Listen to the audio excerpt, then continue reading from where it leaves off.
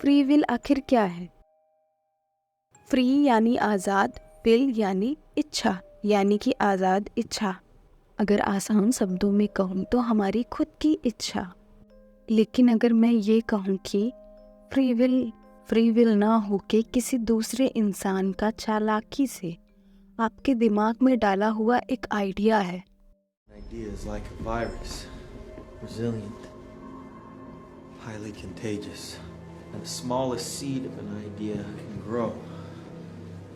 It can grow to define or destroy you.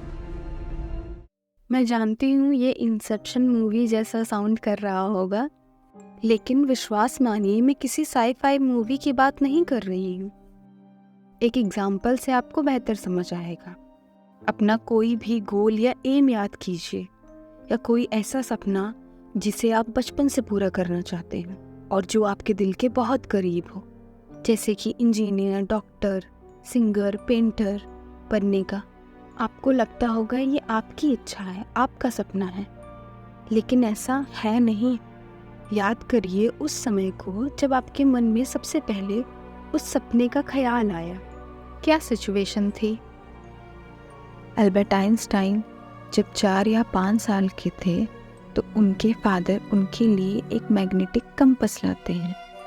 Albert Einstein उस compass को देखकर बहुत खुश हुए। वाव! और उनके मन में क्यूरियोसिटी ने जन्म लिया।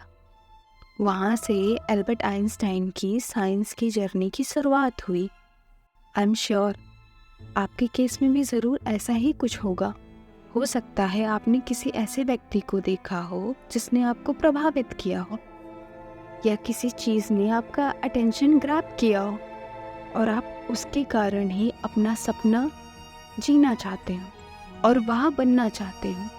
लेकिन आप ये कहेंगे, अरे तो क्या हुआ, भले से ऐसा कुछ हुआ हो, लेकिन वह इच्छा या ख्वाहिश मेरी ही है, भले से देखकर ही जागी हो।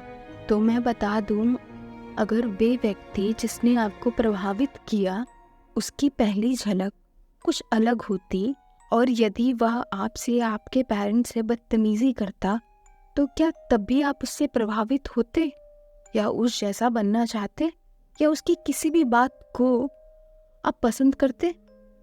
आप ऐसा कभी ना करते, और इसकी भी चांसेस है कि आपको उस चीज़ या उस व्यक्ति से ही नफरत हो जाती।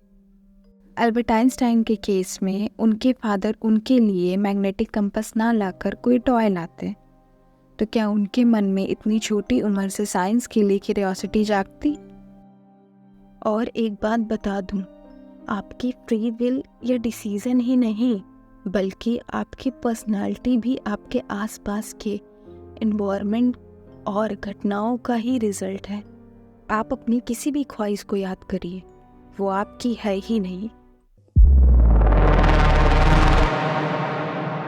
और ज़रूरी नहीं कि हमेशा आप किसी की अच्छी पर्सनालिटी से ही प्रभावित, बुरी से भी हो सकते हैं, लेकिन प्रभावित होते ज़रूर हैं। तो अगर आपको ये घमंड है कि आप बहुत होशियार, मेहनती और अच्छे इंसान हैं, तो विश्वास मानिए इसमें आपका कोई रोल नहीं है। ये तो आपके आसपास के लोगों का किया धरा है। तो क्या मेरे कहने का मतलब ये है कि आप अपनी सिचुएशन का दोष अपने आसपास के लोगों पर डाल दीजिए? तो नहीं, मैं ये बिल्कुल नहीं कह रही। मैंने जो भी इन्वायरमेंट की बात की है वो आपके बचपन से अब तक की थी।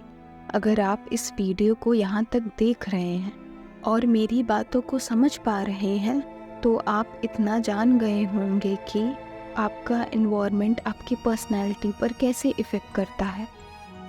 तो आप अपने ऊपर उसके इफ़ेक्ट को कुछ हद तक कंट्रोल कर सकते हैं। हर किसी से इन्फ्लुएंस होने की ज़रूरत नहीं है। हर कोई प्रभावित करने के लायक नहीं होता। जैसे कि आज के सोशल मीडिया की दुनिया में लोग किसी से भी प्रभावित हो जाते हैं, कुछ भी देखते हैं, कुछ भी सुनते हैं और सोचते हैं कि एक वीडियो ही तो है, क्या ही फ़र्क पड़ता है। फ़र्क पड़ता है। जो आप देखेंगे, जो आप सुनेंगे, जैसा आपके आसपास का माहौल होगा, आप वैसे ही बनेंगे। चाहे तो आप इसे आजमा कर भी देख सकते हैं। आप 10 दिन या 15 दिन किसी एक ही टॉपिक के बारे में बार बार सुनिए।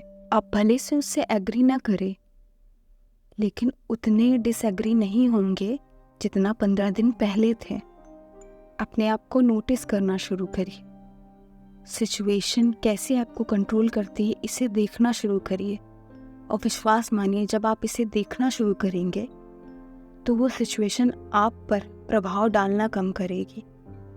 अगर आप इस चीज़ को सच में समझ पाएं तो सिचुएशन आपको कंट्रोल नहीं करेगी, आप खुद अपने आप को कंट्रोल करेंगे, क्योंकि आप सिचुएशन कंट्रोल नहीं कर सकते, लेकिन अपने एक्शन तो कर ही सकते हैं।